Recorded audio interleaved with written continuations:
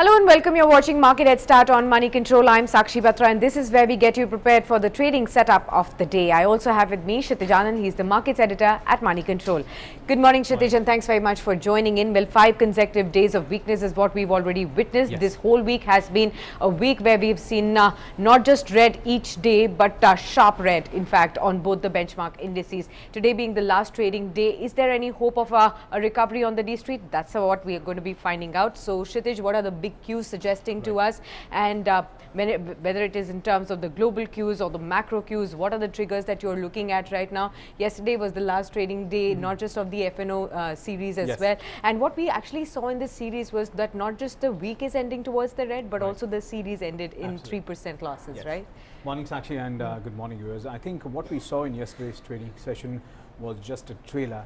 Well, the movie is still about to be seen, and we'll witness the movie today's trading session. Why we say that is because investors should actually brace for a Freaky Friday, because what we are seeing on the screen is deep red, and in fact we could start with a big gap down on the Nifty, which could take index towards 11,500 levels. And why we say that is because global cues are not that supportive. In fact, overnight in US markets, Dow Jones witnessed its worst point drop, around about down 1,000, you could say 1,190 or nearly 1,200 points or 1,200 points. It's worst in the history. S&P was not far behind. In fact, it plunged more than 4%, its worst drop since August 2011. So all in all, I think for the week we are actually, it will be a worst week since global financial crisis of 2008. That's what most reports are suggesting at this point in time. Now, what is the cause of the worry? I think it is the detection of new cases across countries. That is something which is worrying equity markets across the globe. Money is actually moving from equity markets, or risk on sentiment has become a risk off sentiment. So definitely money is moving from equities to more risk-free assets such as US treasuries, and apart from that fixed income products are also gaining that kind of traction at this point in time. Although rupee appreciated slightly against the US dollar, crude oil prices have actually plunged towards $50 a barrel. In fact, it's if I'm not wrong, it is around about 14-month low at this point in time, something which is good news for Indian markets at this point in time. But because it also suggests that global growth becomes a concern, that is something which will weigh on Indian markets as well as markets across the globe. Foreign institutional investors continues to pull out money from Indian equity markets. In fact, they were net sellers for more than 3,000 odd crores in Thursday's trading session. And if you look at for the month of February, in fact, they've pulled out more than 11,000 crores from Indian equity markets. For the series, Nifty rollover stood at around about 66%, which is 69%, which is in fact higher than the February series rollover of 66%, but less than the 3-month average of 71% at this point in time. So I think if you look at the 5 straight days of fall, it assumes that we are trading near the crucial support levels, but we are not aware as to where the bottom is, because at this point in time, much of the decline is largely because of global cues, and it will be difficult for anyone to predict where the bottom could be. Yes, 11,500 is a very good support levels, wherein in the Nifty 50 could actually bounce back, and we saw some bit of value buying coming in yesterday's trading session as well, the moment it reached 11,614, which is the budget day low. So definitely we'll breach this level in today's trading session, and the further decline could actually take towards 11,500 in case we are not able to hold on to this level. The next bit of support will be at 11,340 and 11,300 levels. That's what most technical experts are suggesting at this point in time. Right. So we do believe that we are at a weak wicket right now, because especially the global cues are not very supportive at this moment, and we may be able to see some bit of weakness also extending in today's trading session. So all the investors and traders need to brace up for this week ending as well. Yeah. But let's also focus on the big news, that is on the coronavirus outbreak front as well, to get an update of what is the situation across the globe on this front. So Kshitij, what is the big update on this front right now? Right. Well, in fact, what is really troubling markets across the globe is the fact that new coronavirus are being coming up from across the globe. In fact, US also detected around about 33 odd cases in California. Some more reports are coming in from Iran, and definitely India is again just to be it's just a matter of time when actually some more cases from India will actually come up.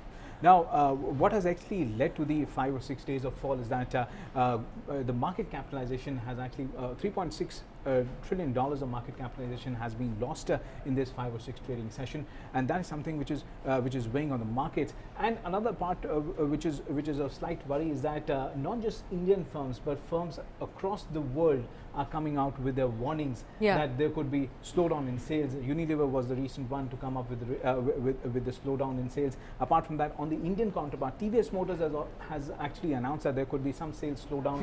Apart from that, Tata Motors has also come up with a report that there could be some marginal drop in the sales depending on the coronavirus. So yes, if the logjam continues, that's what we keep on suggesting and saying, is that if the logjam continues for long, all the targets will be something which is just mere numbers. Why? Because nobody has factored in this kind of scenario. This is happening for the first time. Nobody knows how the global supply chain will get impacted with respect to the coronavirus or the outbreak of coronavirus, which is not just relevant for China, but it has now become relevance or point of relevance for across the world, across the countries. According to a Reuters report, around about 30 odd countries are impacted with the coronavirus outbreak. So it has become a global pandemic at this point in time. And the way we see it is, if in another 2 months time or another 2 weeks to a month's time, if you're not able to come out with a cure, yes, the correction will actually continue, because there is no support in case the logjam continues, because India Inc. will also get impacted and the global Inc. will also get impacted because of the same. Absolutely. So that is something to be watching out for. Apart from this, technicals will be very important at this point in time as well, as to what kind of charts are developing at the moment and what will be the crucial levels for you to really see on a day like today. So Kshitij, you did say that 11,500 will be the next crucial support that everybody needs to watch out for. Apart from this, what kind of a strategy should traders and investors adopt? What are experts really saying at this moment, since you are saying that everything remains uncertain at this point in time? Till the time we find a cure, it is going to be unpredictable at this moment as to which way the markets will really go. So what should be traders' strategy right now? Absolutely. Well, Sakshi, at this point in time, chart patterns are just mere numbers. That's what we feel.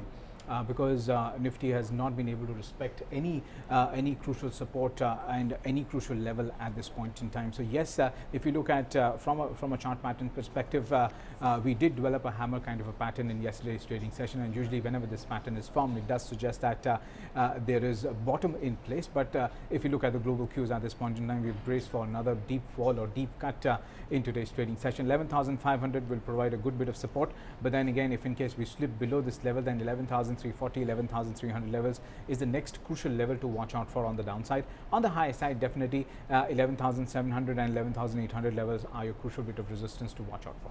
All right, so those are the crucial levels that you must keep in mind. But remember, there is caution that is being warranted by all the experts who are working with markets right now. And in case you can stay away from the index, it will be good for you, and you should actually have a stock specific approach on a day like today. A whole host of stocks will be in action on the back of news flows today. So Kshitij, the top stocks on your radar? Right. Well, the first stock that we have on the list is Pidilite Industries. Well, the company is likely to buy a 70% stake in 10x India for about 80 crores.